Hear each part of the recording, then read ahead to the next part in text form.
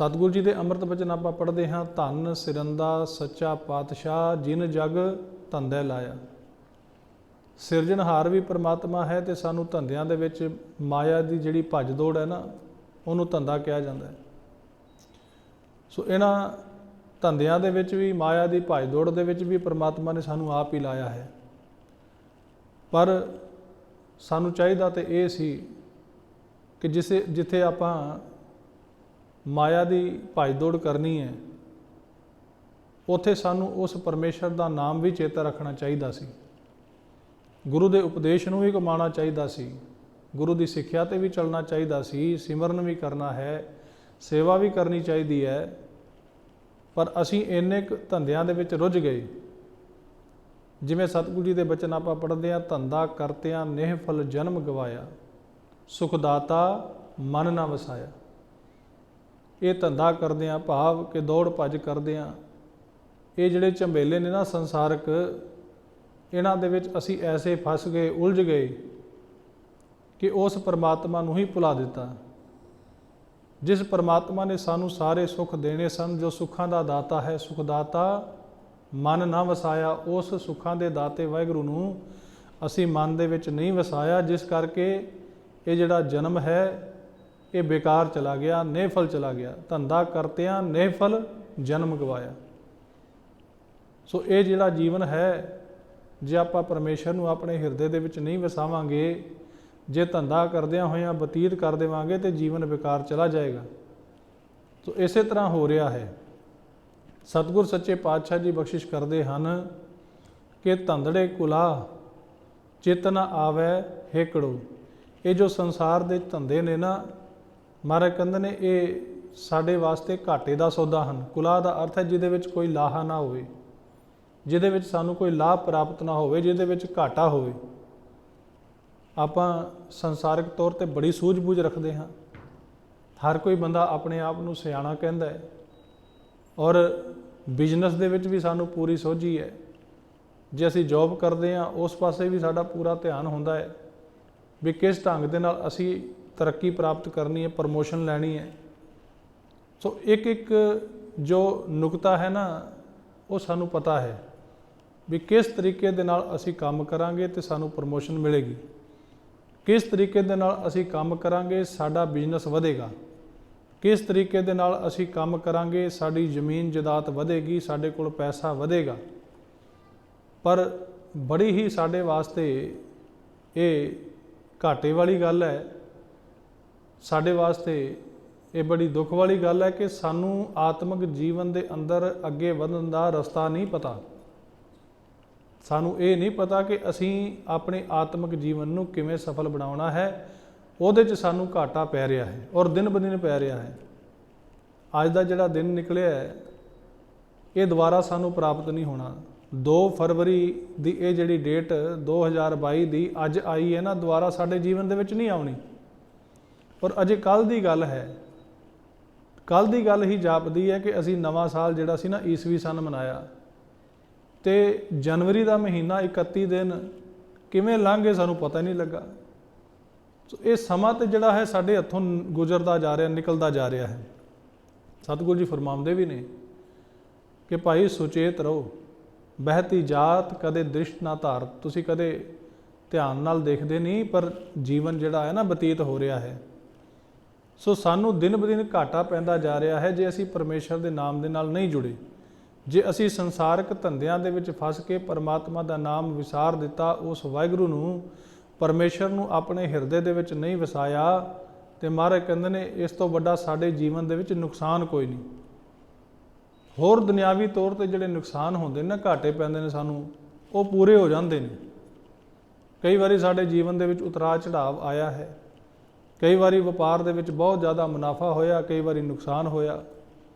कई बारी असीं जो नौकरी करते हैं उहदे विच सानू तरक्की मिली, तो कई बारी हुण देखो पिछला समा जिहड़ा सी करोना का, उहदे विच कईयां दियां नौकरियां चलियां गईयां, या जो नौकरी सी उहदे विच उहनां दी तनख्वाह जिहड़ी सी घटा दित्ती गई। पर हुण फिर दोबारा तो जदों समा ठीक होया है, तो फिर आपां गुरु साहब की किरपा द्वारा उपर नूं जा रहे हैं। ਇਹ ਘਾਟੇ ਮੁਨਾਫੇ ਜਿਹੜੇ ਨੇ ਨਾ ਸੰਸਾਰ ਦੇ, ਇਹ ਮਾਇਨੇ ਨਹੀਂ ਰੱਖਦੇ। ਸਾਡੇ ਜੀਵਨ ਦੇ ਵਿੱਚ ਇੰਪੋਰਟੈਂਸ ਇਸ ਗੱਲ ਦੀ ਹੈ ਕਿ ਅਸੀਂ ਆਪਣੇ ਆਤਮਿਕ ਜੀਵਨ ਦੇ ਵਿੱਚ ਤੇ ਨਹੀਂ ਘਾਟਾ ਖਾ ਰਹੇ, ਕਿਤੇ ਅਸੀਂ ਪਰਮਾਤਮਾ ਦੇ ਨਾਲੋਂ ਟੁੱਟੇ ਤੇ ਨਹੀਂ ਹੋਏ, ਨਾਮ ਸਿਮਰਨ ਆਪਾਂ ਨਹੀਂ ਕਰਦੇ, ਸੇਵਾ ਆਪਾਂ ਨਹੀਂ ਕਰਦੇ। ਇਹ ਬਹੁਤ ਵੱਡਾ ਨੁਕਸਾਨ ਹੈ ਜੋ ਕਦੇ ਵੀ ਪੂਰਾ ਨਹੀਂ ਹੋ ਸਕਦਾ, ਇਹਦੀ ਭਰਪਾਈ ਨਹੀਂ ਹੋ ਸਕਦੀ, ਕਿਉਂਕਿ ਮਨੁੱਖਾ ਜੀਵਨ ਤੇ ਸਾਨੂੰ ਇੱਕੋ ਵਾਰ ਮਿਲਿਆ। 84 ਲੱਖ ਜੂਨੀਆਂ ਦੀ ਭਟਕਣਾ ਤੋਂ ਬਾਅਦ ਇਹ ਦੇਹੀ ਪ੍ਰਾਪਤ ਹੋਈ ਹੈ, ਤੇ ਇਹਦੇ ਅੰਦਰ ਵੀ ਆਪਾਂ ਜੇ ਪਰਮੇਸ਼ਰ ਦਾ ਨਾਮ ਨਹੀਂ ਜਪਿਆ ਤੇ ਬਹੁਤ ਵੱਡਾ ਸਾਨੂੰ ਜੀਵਨ ਦੇ ਵਿੱਚ ਘਾਟਾ ਪੈ ਜਾਣਾ। ਸਤਿਗੁਰੂ ਜੀ ਉਪਦੇਸ਼ ਕਰ ਰਹੇ ਹਨ ਕਿ ਭਾਈ ਇਹ ਜਿਹੜੇ ਸੰਸਾਰਕ ਧੰਦੇ ਹਨ ਇਹ ਘਾਟੇ ਵਾਲਾ ਸੌਦਾ ਨੇ, ਕਿਉਂਕਿ ਸਾਨੂੰ ਇਹਦੇ ਕਰਕੇ ਆਤਮਿਕ ਜੀਵਨ ਦੇ ਵਿੱਚ ਨੁਕਸਾਨ ਉਠਾਉਣਾ ਪੈ ਰਿਹਾ ਹੈ, ਘਾਟਾ ਪੈ ਰਿਹਾ ਹੈ, ਕਿਉਂਕਿ ਅਸੀਂ ਪਰਮਾਤਮਾ ਨੂੰ ਆਪਣੇ ਹਿਰਦੇ ਦੇ ਵਿੱਚ ਨਹੀਂ ਵਸਾਇਆ। ਨਾਨਕ ਸਈ ਤਨ ਫੁਟਨ ਜਿਨਾ ਸਾਈਂ ਵਿਸਰੈ। ਪੰਜਵੇਂ ਗੁਰੂ ਨਾਨਕ ਉਪਦੇਸ਼ ਕਰਦੇ ਨੇ ਕਿ ਭਾਈ ਉਹ ਜਿਹੜੇ ਤਨ ਸਰੀਰ ਹਨ ਉਹ ਫੁੱਟ ਜਾਂਦੇ ਨੇ। ਫੁੱਟਣ ਦਾ ਭਾਵ ਕਿ ਵਿਕਾਰਾਂ ਦੇ ਨਾਲ ਗੰਦੇ ਹੋ ਜਾਂਦੇ ਨੇ, ਵਿਕਾਰਾਂ ਦੇ ਨਾਲ ਮਲੀਨ ਹੋ ਜਾਂਦੇ ਨੇ, ਜਿਨ੍ਹਾਂ ਨੂੰ ਪਰਮੇਸ਼ਰ ਵਿਸਰ ਜਾਂਦਾ ਹੈ। ਸਾਈਂ ਦਾ ਅਰਥ ਹੈ ਪਰਮੇਸ਼ਰ ਵਾਹਿਗੁਰੂ, ਜੋ ਸਾਰਿਆਂ ਦਾ ਸਾਈਂ ਮਾਲਕ ਹੈ। ਜਿਨ੍ਹਾਂ ਨੂੰ ਪਰਮਾਤਮਾ ਵਿਸਰ ਜਾਂਦਾ ਹੈ, ਮਹਾਰਾਜ ਕਹਿੰਦੇ ਨੇ ਉਹਨਾਂ ਦੇ ਸਰੀਰ ਜਿਹੜੇ ਹਨ ਵਿਕਾਰਾਂ ਦੀ ਗੰਦਗੀ ਦੇ ਨਾਲ ਭਰ ਜਾਂਦੇ ਹਨ। ਮਹੱਲਾ ਪੰਜਵਾਂ। ਪ੍ਰੇਤੋ ਕੀਤੁਨ ਦੇਵਤਾ ਤਿਨ ਕਰਨੈ ਹਾਰੇ।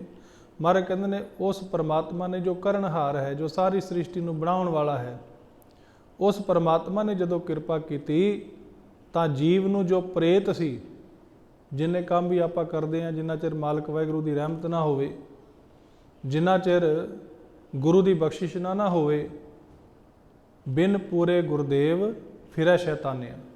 ਮਹਾਰਾਜ ਕਹਿੰਦੇ ਨੇ ਜਿੰਨੇ ਕੰਮ ਕਰਨਗੇ ਸ਼ੈਤਾਨਾਂ ਵਾਲੇ ਕਰਨਗੇ, ਜਿਨ੍ਹਾਂ ਨੂੰ ਪੂਰੇ ਗੁਰੂ ਦੀ ਸ਼ਰਨ ਪ੍ਰਾਪਤ ਨਹੀਂ ਹੁੰਦੀ, ਜਿਨ੍ਹਾਂ ਨੂੰ ਪੂਰੇ ਗੁਰੂ ਦੀ ਸੰਗਤ ਨਹੀਂ ਮਿਲਦੀ, ਜੋ ਪੂਰੇ ਗੁਰੂ ਦੀ ਸਿੱਖਿਆ ਤੇ ਉਪਦੇਸ਼ ਤੇ ਨਹੀਂ ਚੱਲਦੇ, ਮਹਾਰਾਜ ਕਹਿੰਦੇ ਨੇ ਉਹ ਇਨਸਾਨ ਨਹੀਂ, ਉਹ ਤੇ ਹੈਵਾਨ, ਉਹ ਤੇ ਸ਼ੈਤਾਨ ਹਨ।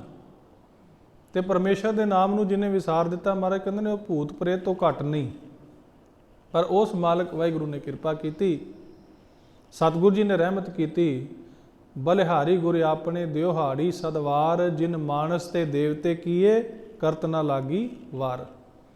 ਗੁਰੂ ਨੇ ਬਖਸ਼ਿਸ਼ ਕੀਤੀ, ਪਹਿਲਾਂ ਸਾਨੂੰ ਹੈਵਾਨ ਤੋਂ, ਪਸ਼ੂਆਂ ਤੋਂ ਮਨੁੱਖ ਬਣਾਇਆ, ਪ੍ਰੇਤਾਂ ਤੋਂ ਮਨੁੱਖ ਬਣਾਇਆ, ਤੇ ਮਨੁੱਖ ਤੋਂ ਬਾਅਦ ਫਿਰ ਉਹਨੇ ਦੇਵਤਾ ਬਣਾ ਦਿੱਤਾ। ਭਾਵ ਕਿ ਸਾਡੇ ਅੰਦਰ ਦੈਵੀ ਗੁਣ ਭਰ ਦਿੱਤੇ। ਦੇਵਤਾ ਉਹਨਾਂ ਨੂੰ ਕਿਹਾ ਜਾਂਦਾ ਨਾ ਜਿਨ੍ਹਾਂ ਦੇ ਅੰਦਰ ਦੈਵੀ ਗੁਣ ਨੇ, ਦੈਵੀ ਸ਼ਕਤੀਆਂ ਨੇ। ਤੇ ਗੁਰੂ ਦਾ ਉਪਦੇਸ਼ ਸਾਡੇ ਅੰਦਰ ਦੈਵੀ ਗੁਣ ਭਰ ਦਿੰਦਾ ਹੈ, ਸਾਡੇ ਅੰਦਰ ਦੈਵੀ ਜਿਹੜੀਆਂ ਸ਼ਕਤੀਆਂ ਨੇ ਉਹ ਭਰ ਦਿੰਦਾ ਹੈ। ਇਸ ਕਰਕੇ ਉਹਨਾਂ ਗੁਰਸਿੱਖਾਂ ਨੂੰ ਦੇਵਤਿਆਂ ਦਾ ਦਰਜਾ ਪ੍ਰਾਪਤ ਹੋ ਜਾਂਦਾ ਹੈ ਜੋ ਗੁਰੂ ਦੇ ਬਚਨਾਂ ਤੇ ਚੱਲਦੇ ਹਨ, ਜੋ ਗੁਰੂ ਦੀ ਸਿੱਖਿਆ ਤੇ ਚੱਲ ਕੇ ਆਪਣਾ ਜੀਵਨ ਬਤੀਤ ਕਰਦੇ ਹਨ। ਸੋ ਮਹਾਰਾਜ ਕਹਿੰਦੇ ਨੇ ਉਸ ਪਰਮਾਤਮਾ ਨੇ ਕਿਰਪਾ ਕੀਤੀ ਜੋ ਜੀਵ ਨੂੰ ਪ੍ਰੇਤ ਤੋਂ ਦੇਵਤਾ ਬਣਾ ਦਿੱਤਾ। ਸਭੇ ਸਿੱਖ ਉਬਾਰਿਆਨ ਪ੍ਰਭ ਕਾਜ ਸਵਾਰੇ। ਮਹਾਰਾਜ ਕਹਿੰਦੇ ਨੇ ਪ੍ਰਭੂ ਨੇ ਹੀ ਮਨੁੱਖ ਦੇ ਸਾਰੇ ਕਾਰਜ ਸਵਾਰਨੇ ਨੇ ਤੇ ਸਵਾਰਦਾ ਹੈ, ਹੋਰ ਉਹਦੇ ਤੋਂ ਬਿਨਾਂ ਕੋਈ ਕਾਰਜ ਨਹੀਂ ਸਾਡੇ ਸਵਾਰ ਸਕਦਾ। ਯਤਨ ਆਪਾਂ ਕਰਦੇ ਹਾਂ, ਆਪਣੇ ਜ਼ੋਰ ਦੇ ਨਾਲ ਕੋਈ ਕਾਰਜ ਆਪਾਂ ਪੂਰਾ ਕਰ ਲਈਏ, ਜਦੋਂ ਸਾਡਾ ਜ਼ੋਰ ਮੁੱਕ ਜਾਂਦਾ ਹੈ ਅਸੀਂ ਕਹਿੰਦੇ ਹਾਂ ਕਿਸੇ ਅਫਸਰ ਨੂੰ ਫੜੀਏ, ਜਦੋਂ ਅਫਸਰ ਵੀ ਕੰਮ ਨਹੀਂ ਆਉਂਦਾ ਫਿਰ ਕਹਿੰਦੇ ਕਿਸੇ ਮੰਤਰੀ ਨੂੰ ਕਹੀਏ, ਫਿਰ ਆਪਾਂ ਸਿਫਾਰਸ਼ਾਂ ਲਗਾਉਂਦੇ ਹਾਂ, ਲੱਭਦੇ ਹਾਂ ਕੋਈ ਉਹਦਾ ਰਿਸ਼ਤੇਦਾਰ, ਦੋਸਤ, ਮਿੱਤਰ ਜਿਹਦੀ ਮੰਤਰੀ ਨਾਲ ਸਿੱਧੀ ਗੱਲਬਾਤ ਹੋਵੇ, ਪਰ ਉੱਥੋਂ ਵੀ ਕਾਰਜ ਨਹੀਂ ਹੁੰਦਾ, ਜਵਾਬ ਮਿਲ ਜਾਂਦਾ ਹੈ। ਫਿਰ ਆਪਾਂ ਦੇਖਦੇ ਹਾਂ ਕਿ ਹੁਣ ਆਪਾਂ ਧੰਨ ਗੁਰੂ ਗ੍ਰੰਥ ਸਾਹਿਬ ਮਹਾਰਾਜ ਕੋਲ ਚੱਲੀਏ, ਗੁਰੂ ਅੱਗੇ ਅਰਦਾਸ ਬੇਨਤੀ ਕਰੀਏ, ਜਾਂ ਫਿਰ ਆਪਾਂ ਕਹਿੰਦੇ ਹਾਂ ਕਿ ਇਸ ਪਾਵਨ ਸਥਾਨ 'ਤੇ ਆ ਕੇ ਅਰਦਾਸ ਬੇਨਤੀ ਕਰੀਏ। ਕਈ ਵਾਰੀ ਸਾਡੇ ਮਨ ਦਾ ਫੁਰਨਾ ਬਣਦਾ ਹੈ ਕਿ ਗੁਰੂ ਹਰਕ੍ਰਿਸ਼ਨ ਸਾਹਿਬ ਮਹਾਰਾਜ ਦੇ ਪਾਵਨ ਦਰਬਾਰ ਵਿਖੇ ਚਲੇ ਜਾਈਏ, ਬੰਗਲਾ ਸਾਹਿਬ। ਕਈ ਵਾਰੀ ਫੁਰਨਾ ਬਣਦਾ ਹੈ ਕਿ ਸੀਸਗੰਜ ਸਾਹਿਬ ਚਲੇ ਜਾਈਏ, ਕਈ ਵਾਰੀ ਫੁਰਨਾ ਬਣਦਾ ਦਰਬਾਰ ਸਾਹਿਬ ਚਲੇ ਜਾਈਏ, ਹਜ਼ੂਰ ਸਾਹਿਬ ਚਲੇ ਜਾਈਏ। ਸੋ ਜਿੱਥੇ ਵੀ ਸਾਨੂੰ ਸਾਡੇ ਮਨ ਦਾ ਫੁਰਨਾ ਹੁੰਦਾ ਅਸੀਂ ਉੱਥੇ ਜਾ ਕੇ ਅਰਦਾਸ ਕਰਦੇ ਹਾਂ ਸ਼ਰਧਾ ਦੇ ਨਾਲ, ਔਰ ਕਾਰਜ ਜਿਹੜੇ ਨਹੀਂ ਹੋਣ ਵਾਲੇ ਹੁੰਦੇ ਉਹ ਵੀ ਹੋ ਜਾਂਦੇ ਹਨ। ਸੋ ਇਹ ਸਾਰਾ ਕੁਝ ਪਰਮੇਸ਼ਰ ਵਾਹਿਗੁਰੂ ਦੇ ਹੱਥ ਦੇ ਵਿੱਚ ਹੈ। ਇਹ ਵਡਿਆਈਆਂ ਜਿਹੜੀਆਂ ਨੇ, ਦਾਤਾਂ ਜਿਹੜੀਆਂ ਹਨ, ਉਸ ਪਰਮਾਤਮਾ ਨੇ ਹੀ ਸਾਨੂੰ ਬਖਸ਼ਿਸ਼ ਕਰਨੀਆਂ ਨੇ। ਸੋ ਸਤਿਗੁਰੂ ਜੀ ਬਖਸ਼ਿਸ਼ ਕਰਦੇ ਨੇ ਕਿ ਗੁਰੂ ਆਪਣੇ ਸਿੱਖ ਦੇ ਜਿੱਥੇ ਕਾਰਜ ਸਵਾਰ ਦਿੰਦਾ ਹੈ ਉੱਥੇ ਵਿਕਾਰਾਂ ਦੇ ਵਿੱਚ ਡਿੱਗਿਆਂ ਹੋਇਆਂ ਨੂੰ ਵੀ ਸਤਿਗੁਰੂ ਜੀ ਬਚਾ ਲੈਂਦੇ ਨੇ। ਪਰਮਾਤਮਾ ਸਾਨੂੰ ਰੱਖ ਲੈਂਦਾ ਹੈ। ਸਭੇ ਸਿੱਖ ਉਬਾਰਿਆਂ, ਉਬਾਰਿਆਂ ਦਾ ਭਾਵ ਹੈ ਕਿ ਵਿਕਾਰਾਂ ਦੇ ਵਿੱਚੋਂ ਕੱਢਣਾ, ਵਿਕਾਰਾਂ ਦੇ ਵਿੱਚੋਂ ਬਚਾਉਣਾ। ਜਿਨ੍ਹਾਂ ਦੇ ਵਿੱਚ ਆਪਾਂ ਫਸੇ ਹੋਏ ਹਾਂ, ਜਿਨ੍ਹਾਂ ਦੇ ਕਰਕੇ ਸਾਡਾ ਜੀਵਨ ਵਿਕਾਰ ਜਾ ਰਿਹਾ ਹੈ, ਪਰਮਾਤਮਾ ਕਿਰਪਾ ਕਰਕੇ ਗੁਰੂ ਬਖਸ਼ਿਸ਼ ਕਰਕੇ ਆਪਣੇ ਸਿੱਖਾਂ ਨੂੰ ਵਿਕਾਰਾਂ ਤੋਂ ਬਚਾ ਲੈਂਦਾ ਹੈ।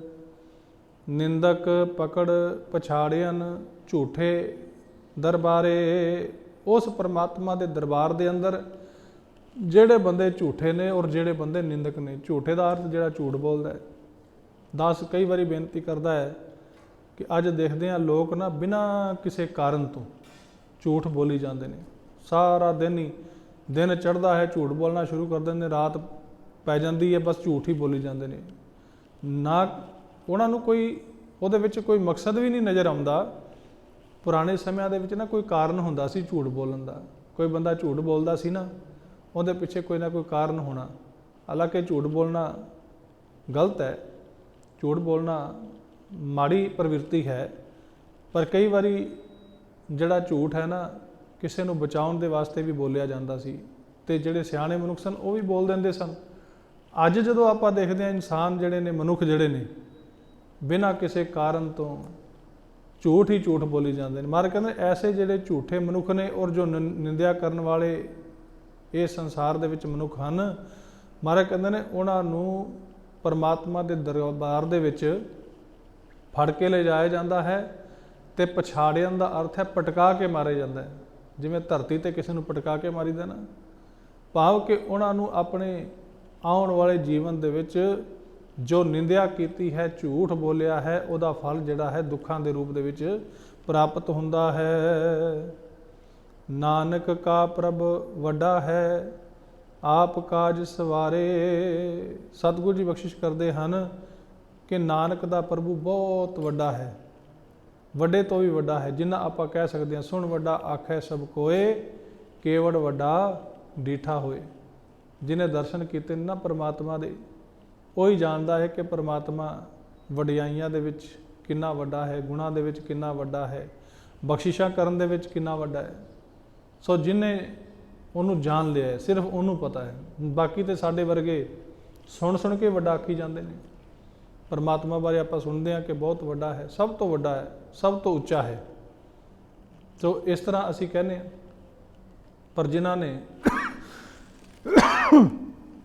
ਉਸ ਪਰਮਾਤਮਾ ਦੀ ਵਡਿਆਈ ਨੂੰ ਜਾਣਿਆ ਹੈ, ਉਹਨਾਂ ਨੂੰ ਪਤਾ ਹੈ ਕਿ ਪਰਮੇਸ਼ਰ ਬੇਅੰਤ ਹੈ। ਸੋ ਐਸਾ ਜੋ ਪ੍ਰਭੂ ਮਹਾਰਾਜ ਕਹਿੰਦੇ ਨੇ ਸਭ ਤੋਂ ਵੱਡਾ ਹੈ, ਆਪ ਹੀ ਆਪਣੇ ਸੇਵਕਾਂ ਦੇ ਕਾਰਜ ਸਵਾਰਦਾ ਹੈ। ਪੌੜੀ ਪ੍ਰਭ ਬੇਅੰਤ ਕਿਛ ਅੰਤ ਨਾ ਹੈ, ਸਭ ਤਿਸੈ ਕਰਨਾ। ਪ੍ਰਭੂ ਬੇਅੰਤ ਹੈ, ਉਹਦਾ ਕੋਈ ਅੰਤ ਨਹੀਂ, ਨਾ ਕੋਈ ਪਾ ਸਕਿਆ ਤੇ ਨਾ ਕੋਈ ਪਰਮਾਤਮਾ ਦਾ ਅੰਤ ਪਾ ਸਕਦਾ ਹੈ। ਜਿਨ੍ਹਾਂ ਨੇ ਪਰਮਾਤਮਾ ਦੇ ਭੇਦ ਨੂੰ ਪਾ ਵੀ ਲਿਆ ਨਾ, ਪਰਮੇਸ਼ਰ ਨੇ ਉਹਨਾਂ ਨੂੰ ਸ਼ਾਂਤ ਕਰ ਦਿੱਤਾ ਹੈ। ਜਿਨ੍ਹਾਂ ਨੇ ਪਰਮਾਤਮਾ ਨੂੰ ਪਾਇਆ, ਮਹਾਰਾਜ ਕਹਿੰਦੇ ਨੇ ਉਹਨਾਂ ਨੇ ਫਿਰ ਉਜਾਗਰ ਨਹੀਂ ਕੀਤਾ, ਦੂਜਿਆਂ ਨੂੰ ਉੱਚੀ ਦੱਸਿਆ ਨਹੀਂ ਢੋਲ ਵਜਾ ਕੇ ਵੀ ਅਸੀਂ ਪਰਮਾਤਮਾ ਨੂੰ ਪਾ ਲਿਆ। ਉਹ ਤਾਂ ਫਿਰ ਸ਼ਾਂਤ ਹੋ ਗਏ, ਬਹਿ ਗਏ। ਜਿਨ ਹਰ ਪਾਇਓ ਤਿਨੈ ਛਪਾਇਓ। ਤੇ ਜਿਨ੍ਹਾਂ ਨੇ ਨਹੀਂ ਪਾਇਆ ਉਹ ਉੱਚੀ ਉੱਚੀ ਦੁਨੀਆ ਨੂੰ ਦੱਸਦੇ ਨੇ। ਬਹੁਤ ਸਾਰੇ ਉਹਨਾਂ ਨੇ ਆਪਣੇ ਨਾਲ ਚੇਲੇ ਰੱਖੇ ਹੁੰਦੇ ਨੇ ਜਿਹੜੇ ਕਹਿੰਦੇ ਨੇ ਕਿ ਸਾਡੇ ਸੰਤ ਜੀ ਨੂੰ, ਸਾਡੇ ਗੁਰੂ ਜੀ ਨੂੰ ਪਰਮਾਤਮਾ ਦੇ ਦਰਸ਼ਨ ਹੁੰਦੇ ਨੇ, ਪਰਮਾਤਮਾ ਦੇ ਆਪ ਵੀ ਦਰਸ਼ਨ ਕਰਦੇ ਨੇ, ਤੁਹਾਨੂੰ ਵੀ ਕਰਾ ਦੇਣਗੇ। ਉਹਨਾਂ ਨੇ ਪੂਰੀ ਐਡਵਰਟਾਈਜ਼ਮੈਂਟ ਆਪਣੀ ਕੀਤੀ ਹੁੰਦੀ ਹੈ। ਪਰ ਜਿਹੜੇ ਅਸਲ ਦੇ ਵਿੱਚ ਪਰਮੇਸ਼ਰ ਨੂੰ ਪਾ ਲੈਂਦੇ ਨੇ ਨਾ, ਉਹ ਫਿਰ ਪਰਮਾਤਮਾ ਦਾ ਰੂਪ ਹੋ ਜਾਂਦੇ ਨੇ, ਸ਼ਾਂਤ ਹੋ ਜਾਂਦੇ ਨੇ, ਕਹਿਰ ਗੰਭੀਰ ਸੁਭਾਅ ਦੇ ਮਾਲਕ ਬਣ ਜਾਂਦੇ ਹਨ। ਸੋ ਸਤਿਗੁਰੂ ਜੀ ਉਪਦੇਸ਼ ਕਰਦੇ ਹਨ ਕਿ ਪਰਮਾਤਮਾ ਬੇਅੰਤ ਹੈ, ਉਹਦਾ ਕੋਈ ਅੰਤ ਨਹੀਂ, ਤੇ ਉਸ ਪਰਮਾਤਮਾ ਨੇ ਹੀ ਸਾਰਾ ਕੁਝ ਇਹ ਬਣਾਇਆ ਹੈ। ਸਭ ਤਿਸੈ ਕਰਨਾ, ਸਾਰਾ ਕੁਝ ਹੀ ਉਸ ਪਰਮਾਤਮਾ ਦਾ ਬਣਾਇਆ ਹੋਇਆ, ਸਾਜਿਆ ਹੋਇਆ, ਪੈਦਾ ਕੀਤਾ ਹੋਇਆ ਹੈ। ਅਗੰਮ ਅਗੋਚਰ ਸਾਹਿਬੋ ਜੀਆਂ ਕਾ ਪਰਣਾ। ਪਰਮੇਸ਼ਰ ਜੋ ਅਗੰਮ ਹੈ, ਸਾਡੀ ਗਮਤਾ ਦੇ ਵਿੱਚ ਨਹੀਂ, ਅਗੋਚਰ ਹੈ, ਸਾਡੇ ਹੱਥ ਗੋਚਰੇ ਨਹੀਂ, ਸਾਡੀ ਪਹੁੰਚ ਤੋਂ ਬਾਹਰ, ਸਾਡੀਆਂ ਇੰਦਰੀਆਂ ਦੀ ਪਹੁੰਚ ਤੋਂ ਬਾਹਰ ਹੈ। ਮਹਾਰਾਜ ਕਹਿੰਦੇ ਨੇ ਉਹ ਜੋ ਸਾਹਿਬ ਹੈ ਉਹ ਸਾਰੇ ਸੰਸਾਰ ਦੇ ਜੀਵਾਂ ਦਾ, ਪਰਨਾ ਦਾ ਅਰਥ ਹੈ ਆਸਰਾ, ਸਾਰੇ ਜੀਵਾਂ ਦਾ ਆਸਰਾ ਉਹੀ ਹੈ। ਸਾਰੇ ਜੀਵਾਂ ਦੀ ਓਟ, ਸਾਰੇ ਜੀਵਾਂ ਦੀ ਟੇਕ ਇੱਕ ਪਰਮੇਸ਼ਰ ਹੈ। ਹਸਤ ਦੇ ਪ੍ਰਤਪਾਲ ਦਾ ਭਰਨ ਪੋਖਣ ਕਰਨਾ। ਮਹਾਰਾਜ ਕਹਿੰਦੇ ਨੇ ਹੱਥ ਦੇ ਕੇ ਪ੍ਰਤਪਾਲਨਾ ਕਰਦਾ ਹੈ, ਸਹਾਇਤਾ ਕਰਦਾ ਹੈ। ਉਹ ਭਰਨ ਪੋਖਣ, ਸਾਡਾ ਪਾਲਣ ਪੋਸ਼ਣ, ਸਾਨੂੰ ਜਿਹੜੀ ਵੀ ਵਸਤੂ ਦੀ ਜ਼ਰੂਰਤ ਹੈ, ਲੋੜ ਹੈ, ਉਹ ਸਾਨੂੰ ਬਖਸ਼ਦਾ ਹੈ। ਤੋ ਇਸ ਤਰ੍ਹਾਂ ਉਹ ਪ੍ਰਮਾਤਮਾ ਸਾਰਿਆਂ ਦਾ ਖਿਆਲ ਆਪ ਕਰਦਾ ਹੈ। ਮਿਹਰਬਾਨ ਬਖਸ਼ਿੰਦ ਆਪ ਜਪ ਸੱਚੇ ਤਰਨਾ। ਮਹਾਰਾਜ ਕਹਿੰਦੇ ਨੇ ਸਾਡੀਆਂ ਭੁੱਲਾਂ ਨੂੰ ਬਖਸ਼ਣ ਵਾਲਾ ਹੈ। ਲੇਖੈ ਕਤੈ ਨਾ ਛੂਟੀ ਹੈ, ਖਿਨ ਖਿਨ ਭੁੱਲਣ ਹਾਰ, ਬਖਸ਼ਣ ਹਾਰ ਬਖਸ਼ ਲੈ ਨਾਨਕ ਪਾਰ ਉਤਾਰ।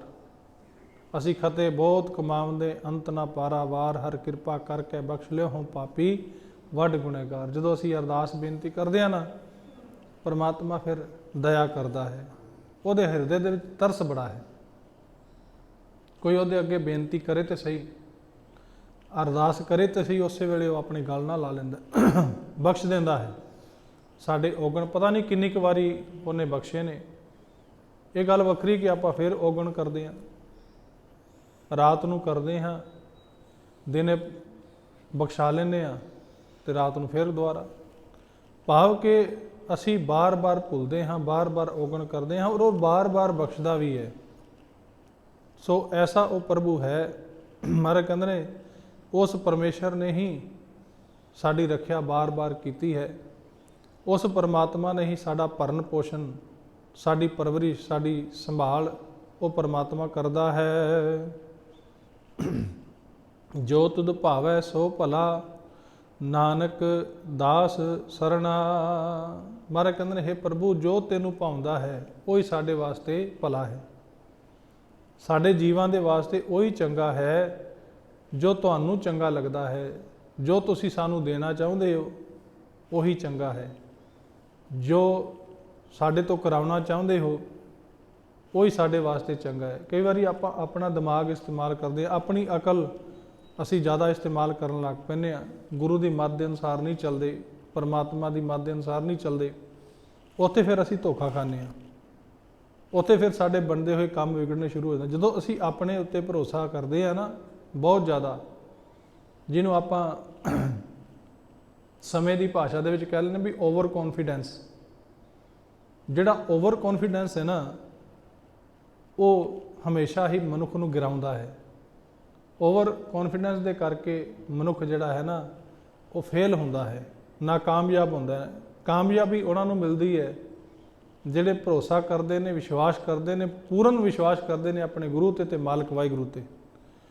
ਸੋ ਸਤਿਗੁਰੂ ਜੀ ਉਪਦੇਸ਼ ਕਰ ਰਹੇ ਹਨ ਕਿ ਭਾਈ ਪਰਮਾਤਮਾ ਜੋ ਕਰਦਾ ਹੈ ਸਾਡੇ ਵਾਸਤੇ ਚੰਗਾ ਹੈ। ਇਸ ਕਰਕੇ ਉਸ ਪਰਮੇਸ਼ਰ ਅੱਗੇ ਇਹੀ ਬੇਨਤੀ ਕਰੀਏ ਕਿ ਜੋ ਤੁਧ ਭਾਵੈ ਸੋ ਭਲਾ, ਜੋ ਤੁਧ ਭਾਵੈ ਸਾਈ ਭਲੀ ਕਾਰ, ਤੂੰ ਸਦਾ ਸਲਾਮਤ ਨਿਰੰਕਾਰ। ਰੋਜ਼ਾਨਾ ਆਪਾਂ ਜਪਜੀ ਸਾਹਿਬ ਦੇ ਵਿੱਚ ਇਹ ਬਚਨ ਕਰਦੇ ਹਾਂ, ਫਿਰ ਭੁੱਲ ਜਾਂਦੇ ਹਾਂ ਕਿ ਅਸੀਂ ਤੇ ਇਹ ਬਚਨ ਕੀਤੇ ਨੇ ਕਿ ਜੋ ਤੁਧ ਭਾਵੈ ਸਾਈ ਭਲੀ ਕਾਰ, ਤੂੰ ਸਦਾ ਸਲਾਮਤ ਨਿਰੰਕਾਰ। ਫਿਰ ਵੀ ਆਪਾਂ ਬਾਅਦ ਦੇ ਵਿੱਚ ਦਿਨ ਦੇ ਵਿੱਚ ਕਹੀ ਜਾਂਦੇ ਹਾਂ ਕਿ ਨਹੀਂ, ਸਾਡੀ ਮਰਜ਼ੀ ਦੇ ਮੁਤਾਬਕ ਦੇ, ਸਾਨੂੰ ਜੋ ਸਾਨੂੰ ਚਾਹੀਦਾ ਨਾ ਉਹ ਦੇ। ਸਵੇਰੇ ਅਸੀਂ ਪਾਠ ਕਰਕੇ ਹਟੇ ਹਾਂ ਕਿ ਜੋ ਤੁਧ ਭਾਵੈ ਸਾਈ ਭਲੀ ਕਾਰ, ਤੂੰ ਸਦਾ ਸਲਾਮਤ ਨਿਰੰਕਾਰ। ਪਰ ਦਿਨ 'ਚ ਬਾਰ-ਬਾਰ ਭੁੱਲ ਜਾਂਦੇ ਹਾਂ ਇਸ ਬਚਨ ਨੂੰ। ਦਿਨ 'ਚ ਅਸੀਂ ਸਿਆਣੇ ਬਣ ਜਾਂਦੇ ਹਾਂ, ਆਪਣੇ 'ਤੇ ਵਿਸ਼ਵਾਸ ਕਰਨ ਲੱਗ ਪੈਂਦੇ ਹਾਂ ਵੀ ਮੈਂ ਕਰ ਸਕਦਾ ਹਾਂ। ਪਰ ਨਹੀਂ ਹੁੰਦਾ ਸਾਧ ਸੰਗਤ ਜੀ, ਆਪਣੇ ਕਰਨ ਦੇ ਨਾਲ ਨਾ ਕਦੇ ਕੁਝ ਹੋਇਆ ਹੈ। ਦੇਖੋ, ਉਦਮ ਤੇ ਕਰਨਾ ਹੈ, ਸਾਡਾ ਫਰਜ਼ ਬਣਦਾ ਹੈ ਉਦਮ ਕਰਨਾ। ਉਦਮ ਕਰਨ ਦੇ ਨਾਲ ਹੀ ਜਿੱਥੇ ਸੰਸਾਰਕ ਕੰਮਾਂ ਦੇ ਵਿੱਚ ਸਫਲਤਾ ਮਿਲਦੀ ਹੈ, ਉੱਥੇ ਉਦਮ ਕਰਨ ਦੇ ਨਾਲ ਪਰਮੇਸ਼ਰ ਨੂੰ ਵੀ ਪਾਇਆ ਜਾ ਸਕਦਾ ਹੈ। ਉਦਮ ਕਰਾਂਗੇ, ਸਵੇਰੇ 2 ਵਜੇ ਉੱਠਾਂਗੇ, 3 ਵਜੇ 4 ਵਜੇ ਤੱਕ ਵੀ ਉੱਠ ਜਾਵਾਂਗੇ, ਸਿਮਰਨ ਕਰਾਂਗੇ, ਇਸ਼ਨਾਨ ਕਰਕੇ ਨਿਤਨੇਮ ਕਰਾਂਗੇ ਤੇ ਪ੍ਰਮਾਤਮਾ ਨੂੰ ਪਾ ਲਵਾਂਗੇ। ਤੇ ਜੇ ਆਪਾਂ 10 ਵਜੇ ਤੱਕ ਸੁੱਤੇ ਰਹੇ, ਉਦਮ ਕੀਤਾ ਹੀ ਨਾ, ਤੇ ਫਿਰ ਥੋੜੀ ਪ੍ਰਾਪਤੀ ਹੈ। ਉਦਮ ਕਰਨਾ ਹੈ, ਪਰ ਉਸ ਉਦਮ ਦਾ ਜਿਹੜਾ ਫਲ ਹੈ ਉਹ ਮਾਲਕ ਵਾਹਿਗੁਰੂ ਨੂੰ ਦੇਣਾ ਹੈ। ਜਿਵੇਂ ਜਿਹੜਾ ਮਾਲੀ ਹੈ ਨਾ, ਪੇੜ ਪੌਦੇ ਲਾਉਂਦਾ ਹੈ, ਫੁੱਲਾਂ ਵਾਲੇ ਵੀ ਲਾਉਂਦਾ ਹੈ, ਫਲਾਂ ਵਾਲੇ ਵੀ ਲਾਉਂਦਾ ਹੈ। ਹੁਣ ਉਹਨਾਂ ਪੌਦਿਆਂ ਨੂੰ, ਉਹਨਾਂ ਬੂਟਿਆਂ ਨੂੰ ਫੁੱਲ ਜਾਂ ਫਲ ਮਾਲੀ ਨਹੀਂ ਲਾ ਸਕਦਾ, ਉਹ ਪਰਮਾਤਮਾ ਨੇ ਲਾਉਣੇ ਹੁੰਦੇ ਨੇ। ਫੁੱਲਾਂ ਵਾਲੇ ਪੌਦਿਆਂ ਨੂੰ, ਬੂਟਿਆਂ ਨੂੰ ਫੁੱਲ ਲਾ ਦਿੰਦਾ ਹੈ, ਜਿਹੜੇ ਫਲਾਂ ਵਾਲੇ ਨੇ ਉਹਨਾਂ ਨੂੰ ਫਲ ਜਿਹੜਾ ਹੈ ਪਰਮਾਤਮਾ ਹੀ ਲਾਉਂਦਾ ਹੈ। ਵੇਖੋ ਬਸੰਤ ਦੀ ਰੁੱਤ ਦਾ ਸਮਾਂ ਚੱਲ ਰਿਹਾ ਹੈ, ਇਹਦੇ ਕਿੰਨੇ ਸੋਹਣੇ ਖੂਬਸੂਰਤ ਫੁੱਲ ਖਿੜਦੇ ਨੇ। ਆਪਣੇ ਆਲੇ ਦੁਆਲੇ ਵੇਖੀਏ, ਸਾਡਾ ਤੇ ਮਨ ਹੀ ਟੈਨਸ਼ਨਾਂ ਤੋਂ ਬਾਹਰ ਨਹੀਂ ਨਿਕਲਦਾ। ਅਸੀਂ ਦੇਖਣਾ ਕੀ ਫੁੱਲਾਂ ਵਾਲੇ ਪਾਸੇ, ਅਸੀਂ ਪੇੜ ਪੌਦਿਆਂ ਨੂੰ ਕੀ ਦੇਖਣਾ ਹੈ ਵੀ ਕਿਵੇਂ ਝੂਮ ਰਹੇ ਨੇ ਬਸੰਤ ਦੀ ਰੁੱਤ ਦੇ ਵਿੱਚ। ਅਸੀਂ ਤੇ ਆਪਣੀਆਂ ਪਰੇਸ਼ਾਨੀਆਂ ਦੇ ਵਿੱਚ ਹੀ ਤੁਰੇ ਫਿਰਦੇ ਹਾਂ, ਕੋਲੋਂ ਲੰਘ ਜਾਂਦੇ ਹਾਂ, ਕਦੀ ਉਹਨਾਂ ਨੂੰ ਦੇਖੀਏ ਟਹਿਕਦਾ ਹੋਇਆ, ਫੁੱਲ ਕਿਵੇਂ ਟਹਿਕ ਰਿਹਾ ਹੈ। ਜਦੋਂ ਆਪਾਂ ਧਿਆਨ ਨਾਲ ਦੇਖਾਂਗੇ ਨਾ ਤੇ ਸਾਨੂੰ ਲੱਗੇਗਾ ਕਿ ਮੁਸਕਰਾ ਰਿਹਾ ਹੈ। ਕਿਉਂ ਮੁਸਕਰਾ ਰਿਹਾ ਹੈ? ਕਿਉਂਕਿ ਬਸੰਤ ਦੀ ਰੁੱਤ ਹੈ, ਪਰਮਾਤਮਾ ਨੇ ਕਿਰਪਾ ਕੀਤੀ ਹੈ। ਇਸੇ ਤਰ੍ਹਾਂ ਉਹ ਗੁਰਸਿੱਖ ਪਿਆਰੇ ਵੀ ਜਿਹੜੇ ਨਾਮ ਦੇ ਨਾਲ ਜੁੜ ਜਾਂਦੇ ਨੇ ਨਾ ਇਸ ਰੁੱਤ ਦੇ ਵਿੱਚ, ਉਹ ਵੀ ਟਹਿਕਦੇ ਨੇ, ਉਹ ਵੀ ਮੁਸਕਰਾਉਂਦੇ ਨੇ। ਉਹਨਾਂ ਦੇ ਅੰਦਰ ਵੀ ਖੁਸ਼ੀਆਂ, ਉਹਨਾਂ ਦੇ ਅੰਦਰ ਵੀ ਖੇੜੇ ਨੇ। ਤੇ ਸਾਡੇ ਵਰਗੇ ਜਿਹੜੇ ਚਿੰਤਾਗ੍ਰਸਤ ਨੇ, ਉਹ ਆਪਣੀਆਂ ਚਿੰਤਾ ਦੇ ਵਿੱਚ ਹੀ ਆਉਂਦੇ ਨੇ ਗੁਰਦੁਆਰਾ ਸਾਹਿਬ, ਮੂੰਹ ਥੱਲੇ ਨੂੰ ਕਰਕੇ ਆਉਂਦੇ ਨੇ, ਮੂੰਹ ਥੱਲੇ ਕਰਕੇ ਚਲੇ ਜਾਂਦੇ ਨੇ, ਕੋਈ ਆਲੇ ਦੁਆਲੇ ਨਹੀਂ ਦੇਖਦੇ। ਵੇਖੋ ਪੇੜ ਪੌਦੇ ਕਿਵੇਂ ਚਹਿਕ ਰਹੇ ਨੇ, ਪੰਛੀ ਕਿਵੇਂ ਚਹਿਕ ਰਹੇ ਨੇ, ਉੱਚੀ ਆਵਾਜ਼ਾਂ ਦੇ ਵਿੱਚ ਕਿਵੇਂ ਗੱਲਾਂ ਕਰ ਰਹੇ ਨੇ, ਕਿ ਧਿਆਨ ਨਾਲ ਦੇਖੋ। ਸਾਰੀ ਕੁਦਰਤ ਉਸ ਪਰਮਾਤਮਾ ਤੋਂ ਵਾਰਨੇ ਬਲਿਹਾਰਨੇ ਜਾ ਰਹੀ ਹੈ। ਜੇ ਸਾਨੂੰ ਪਰਮਾਤਮਾ ਕਿਧਰੇ ਅੱਖਾਂ ਦੇ ਦੇਵੇ, ਸੋਝੀ ਸੁਰਤ ਦੇ ਦੇਵੇ ਨਾ, ਤੇ ਅਸੀਂ ਦੇਖ ਸਕਦੇ ਹਾਂ ਕਿ ਇਹ ਰੁੱਤ ਜਿਹੜੀ ਬਸੰਤ ਦੀ ਹੈ ਉਹਨਾਂ ਦੇ ਵਾਸਤੇ ਹੈ। ਸਾਡੇ ਵਾਸਤੇ ਬਸੰਤ ਦੀ ਰੁੱਤ ਉਦੋਂ ਹੈ ਜਦੋਂ ਅਸੀਂ ਪਰਮੇਸ਼ਰ ਦਾ ਨਾਮ ਜਪਦੇ ਹਾਂ, ਜਦੋਂ ਪਰਮਾਤਮਾ ਦਾ ਸਿਮਰਨ ਕਰਦੇ ਹਾਂ, ਉਦੋਂ ਸਾਡੇ ਅੰਦਰ ਬਸੰਤ ਹੀ ਬਸੰਤ ਭਰ ਜਾਂਦਾ ਹੈ। ਖੁਸ਼ੀਆਂ ਹੀ ਖੁਸ਼ੀਆਂ ਖੇੜੇ ਖੇੜੇ ਨੇ। ਸੋ ਪਰਮੇਸ਼ਰ ਬੜਾ ਬੇਅੰਤ ਹੈ, ਜੋ ਉਹ ਕਰਦਾ ਹੈ ਮਹਾਰਾਜ ਕਹਿੰਦੇ ਨੇ ਉਹੀ ਸੰਸਾਰ ਦੇ ਵਿੱਚ ਹੁੰਦਾ ਹੈ। ਤੇ ਮਹਾਰਾਜ ਕਹਿੰਦੇ ਨੇ ਨਾਨਕ ਦਾਸ ਸਰਣਾ, ਕਿ ਉਸ ਪਰਮਾਤਮਾ ਅੱਗੇ ਬੇਨਤੀ ਕਰਨੀ ਕਿ हे ਪ੍ਰਭੂ ਅਸੀਂ ਤੇਰੇ ਦਾਸ ਹਾਂ, ਅਸੀਂ ਤੇਰੇ ਸੇਵਕ ਹਾਂ ਤੇ ਤੇਰੀ ਸ਼ਰਨ ਦੇ ਵਿੱਚ ਹਾਂ। ਤੁਸੀਂ ਕਿਰਪਾ ਕਰੋ, ਬਖਸ਼ਿਸ਼ ਕਰੋ, ਜੋ ਤੁਹਾਨੂੰ ਚੰਗਾ ਲੱਗਦਾ ਹੈ ਉਹੀ ਸਾਡੇ ਤੋਂ ਕਰਾ ਲਓ, ਜੋ ਤੁਹਾਨੂੰ ਚੰਗਾ ਲੱਗਦਾ ਹੈ ਉਹੀ ਸਾਨੂੰ ਬਖਸ਼ ਦਿਓ। ਇਸ ਤਰ੍ਹਾਂ ਮਾਲਕ ਵਾਹਿਗੁਰੂ ਦੀ ਹੋਰ ਪ੍ਰਸੰਨਤਾ ਜੀਵ ਨੂੰ, ਮਨੁੱਖ ਨੂੰ, ਸਿੱਖ ਨੂੰ ਪ੍ਰਾਪਤ ਹੁੰਦੀ ਹੈ। ਵਾਹਿਗੁਰੂ ਕਿਰਪਾ ਕਰੇ, ਸਾਨੂੰ ਸੋਝੀ ਬਖਸ਼ੇ, ਗਿਆਨ ਬਖਸ਼ੇ। ਇਸੇ ਤਰ੍ਹਾਂ ਆਪਾਂ